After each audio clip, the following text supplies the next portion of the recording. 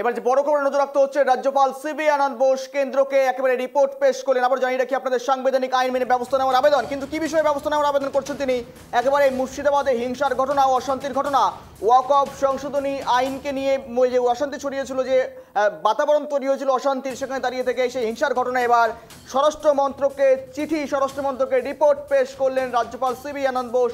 এবং মুর্শিদাবাদে হিংসার ঘটনায় রিপোর্ট পেশ এবং সেখানে দাঁড়িয়ে থেকেই বাংলায় রাষ্ট্রপতি শাসনের জারির একটা আবেদন করছেন রাজ্যপাল সিবি আনন্দ বোস। অশান্তি নিয়ে কেন্দ্রকে রিপোর্ট সিবি আনন্দ বোসের। এই মুহূর্তে দাঁড়িয়ে সবচেয়ে বড় খবর, সাংবিধানিক আইন মেনে ব্যবস্থা নেওয়ার আবেদন। অর্থাৎ সাংবিধানিক যে সমস্ত আইন রয়েছে, যে সমস্ত অনুচ্ছেদ রয়েছে, সেই অনুযায়ী একাধিক পদক্ষেপ গ্রহণের আবেদন করা হচ্ছে। একেবারেই রাজ্যপালের তরফ থেকে স্বরাষ্ট্র মন্ত্রককে চিঠি লিখলো, স্বরাষ্ট্র মন্ত্রককে রিপোর্ট পেশ করলো রাজ্যপাল সিবি আনন্দ বোস। সকলেই জানেন মুর্শিদাবাদে হিংসার ঘটনা, প্রাণের বলি হয়েছে, সেখানে কিন্তু একেবারেই প্রাণ হারিয়েছেন দুইজন। অর্থাৎ জাফরাবাদে সেখানে বাবা ছেলে নিহত হয়েছেন, একাধিক বাড়িঘর ভাঙচুর করা হয়েছে, আগুন লাগিয়ে দেওয়া হয়েছে, একেবারে কিন্তু বিক্ষিপ্ত পরিস্থিতি তৈরি হয়েছে। আর এরপর দাঁড়িয়ে থেকে মূলত কিন্তু অশান্তির ঘটনায় গোটা রাজ্য জুড়ে রেশ ছড়িয়েছিল এবং সেখানেই সাংবিধানিক আইন মেনে ব্যবস্থা নেওয়ার আবেদন করছেন রাজ্যপাল সিবি আনন্দ বোস। সেই সমস্ত বিষয় নিয়ে আপডেট নেব। আমার সঙ্গে জুড়ে রয়েছে সত্যজিৎ। একেবারে দেখো, স্বরাষ্ট্রমন্ত্রকে এবার রিপোর্ট পেশ করলো রাজ্যপাল সিবি আনন্দ বোস। সাংবিধানিক যে সমস্ত আইন রয়েছে, রাষ্ট্রপতি শাসন থেকে শুরু করে বিভিন্ন পদক্ষেপ, সেই সমস্ত রকম পদক্ষেপ নেওয়ার আর্জি করছেন, আবেদন জানাচ্ছেন রাজ্যপাল সিবি আনন্দ বোস। এই মুহূর্তে দাঁড়িয়ে বলা যেতে পারে সবচেয়ে গুরুত্বপূর্ণ বিষয়। সত্যজিৎ, দেখো গৌরব, প্রথমে বলে রাখবো যে গত কয়েক বছর থেকে, যদি বলি 2021-এর পর ভোট পরবর্তী হিংসা যেভাবে তোলপাড় হয়েছিল বাংলা, বিরোধীদের কিন্তু একটাই দাবি ছিল রাজ্যের 356 অর্থাৎ রাষ্ট্রপতি শাসন জারি। এবং সেখানে বারবার কিন্তু দাবি তুলে এসছে রাজ্যের বিরোধী দল হোক বা বিরোধী দলের একের পর এক নেতারা। এবং আইন শৃঙ্খলা পরিস্থিতি বারবার কিন্তু প্রশ্ন উঠেছে। এবং সেখানেই বলা যেতে পারে এখনো পর্যন্ত সেরকম কিন্তু কোনো সুপারিশ রাজ্যপালের পক্ষ থেকে বা কেন্দ্র সরকারের পক্ষ থেকে নেওয়া হয়নি। কিন্তু ওয়াকফ বিরোধী আন্দোলনকে কেন্দ্র করে যেভাবে উত্তপ্ত হয়ে ওঠে মুর্শিদাবাদের ধুলিয়ান, শামশেরগঞ্জ, সুতি, জঙ্গিপুর সহ বিভিন্ন এলাকা, যেখানে বলা যেতে পারে মুর্শিদাবাদের একাংশের মানুষকে বাড়ি ঘর ছেড়ে আশ্রয় নিতে হয় মালদাতে, স্বাভাবিকভাবেই প্রশ্ন উঠে যায় যে আইন শৃঙ্খলা পরিস্থিতি, যেখানে পুলিশের ভূমিকা নিয়ে প্রশ্ন কিন্তু বারবার উঠছিল। এবং শুধু তাই নয়, বলা যায় স্থানীয় যে দুজন খুন হন, হরগোবিন্দ দাস এবং চন্দন, তার পুত্র চন্দন দাস, তাকে পিটিয়ে মারার ঘটনা ঘটে। এবং সেখানে তার স্থানীয় লোকজন বা পরিবার লোকজন দাবি করছেন যে পুলিশকে জানিয়ে 4 ঘন্টা পুলিশ ঘটনাস্থলে এসেছিল, বা পুলিশ যদি সময় মতো আসতো তাহলে এই মৃত্যু এড়ানো যেত। স্বাভাবিকভাবেই পুলিশের ভূমিকা নিয়ে, প্রশাসনের ভূমিকা নিয়ে প্রশ্ন উঠছে। এবং সিবি আনন্দ বোস রাজ্যপাল, তিনি গত কয়েক বছরে যদি বলি রাজ্যপাল হয়ে আসার পর যে ঘটনাগুলো ঘটেছে, তোমাকে বলে রাখবো, আমরা জানি রামনবমীকে কেন্দ্র করে উত্তপ্ত হতে হাওড়া, এবার রিসরা, বিভিন্ন জায়গায় উত্তপ্ত। এবং তিনি কিন্তু বারবার কিন্তু একটাই কথা বলেছেন, অ্যাকশনের কথা বলছেন, কিন্তু সেরকম কোনো পদক্ষেপের পথে কিন্তু কখনোই তিনি হাঁটেননি।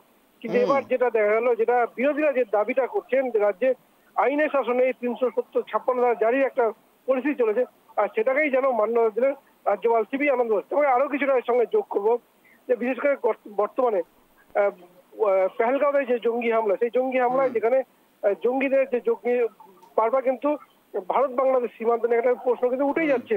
অর্থাৎ সেখানে কিন্তু কেন্দ্র সরকার যে বিভিন্ন যে বলা যায় বিএসএফ ক্যাম্প বসানো, যে জমি চাওয়া রাজ্য সরকার কাছে কিন্তু পায়নি, এ নিয়ে প্রশ্ন ছিল।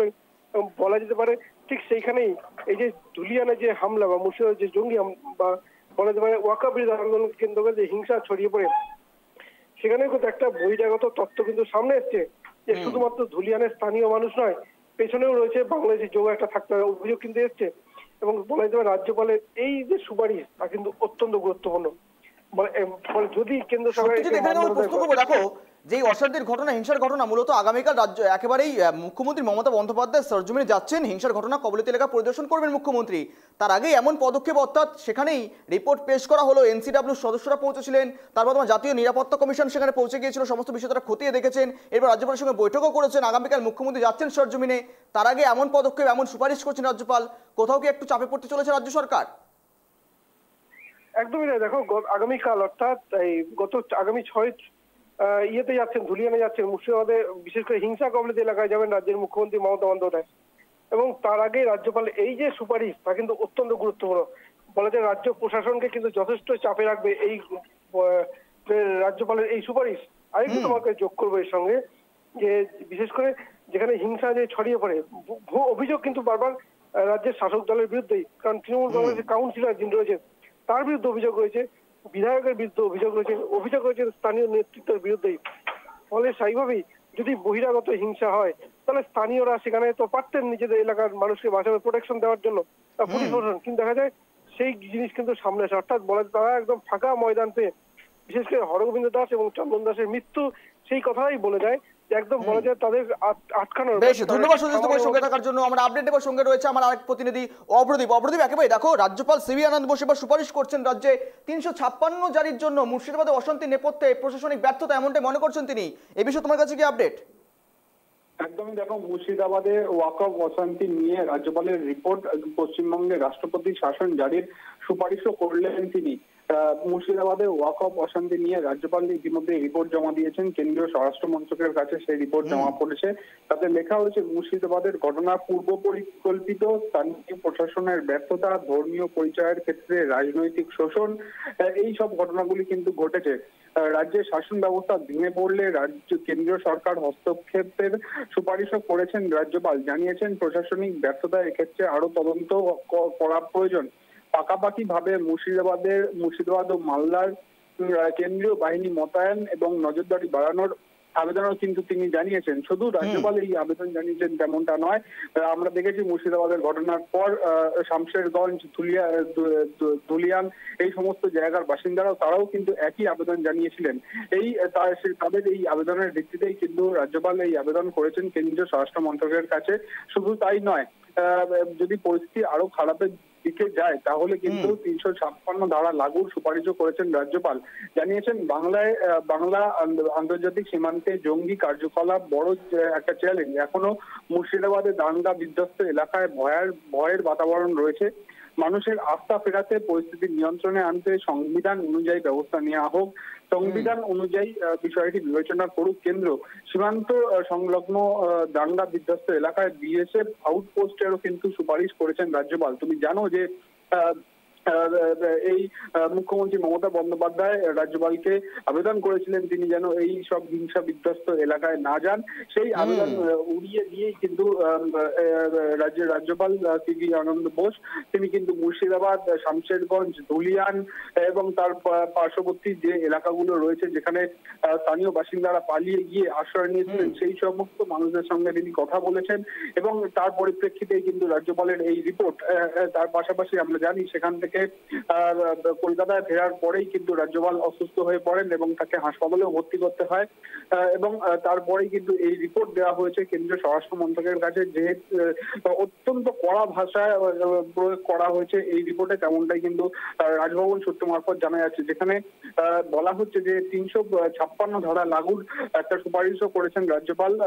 যদি পরিস্থিতি খারাপের দিকে যায় তাহলে কিন্তু 356 ধারা লাগুর একটা সুপারিশ করেছেন রাজ্যপাল। শুধু তাই নয়, তার পাশাপাশি মুর্শিদাবাদ, শামশেরগঞ্জ, ধুলিয়ান এবং তার পাশাপাশি বিভিন্ন যে পার্শ্ববর্তী এলাকাগুলো রয়েছে, সীমান্ত যে এলাকাগুলো রয়েছে সেখানে যে একটা কার্যকলাপ চলছে দুষ্কৃতীদের, সে তেমনটাও কিন্তু এই রিপোর্টে উল্লেখ করা হয়েছে। সেখানে স্থায়ীভাবে বিএসএফ আউটপোস্ট এবং আরো যে তদন্ত, সেই তদন্তের কথাও কিন্তু উল্লেখ করা হয়েছে, যেখানে বলা হচ্ছে যে মুর্শিদাবাদের ঘটনা পূর্ব পরিকল্পিত স্থানীয় প্রশাসনের ব্যর্থতা, ধর্মীয় পরিচয়ের ক্ষেত্রে রাজনৈতিক শোষণ, এই সমস্ত ঘটনা কিন্তু ঘটেছে। যারা যারা এর সঙ্গে জড়িত তাদের ক্ষেত্রে আরো তদন্তের প্রয়োজন রয়েছে, তেমনটাই কিন্তু মনে করছেন রাজ্যের রাজ্যপাল। সেরকমই রিপোর্ট তিনি কিন্তু কেন্দ্রীয় স্বরাষ্ট্র মন্ত্রকে পাঠিয়েছেন, তেমনটাই রাজভবন সূত্রে জানা যাচ্ছে। বেশ, নজর থাকবে আমাদের। ধন্যবাদ তোমাকে অপ্রদীপ সঙ্গে থাকার জন্য। ধর্মীয় পরিচয়ের ক্ষেত্রে রাজনৈতিক শোষণ, কেন্দ্রীয় সরকারকে হস্তক্ষেপের সুপারিশ রাজ্যপালের। আর কি সুপারিশ করেছেন দেখানোর চেষ্টা করছি আপনাদের সামনে। একেবারে গুরুত্বপূর্ণ খবর, বড় আপডেট দিচ্ছে আপনাদের সামনে, যেখানে কেন্দ্রীয় সরকারের হস্তক্ষেপের আবেদন, সীমান্তে সংলগ্ন দাঙ্গা বিধ্বস্ত এলাকায় বিএসএফ পোস্টের সুপারিশ, এমনটাও রাজ্যপাল সুপারিশ করেছেন।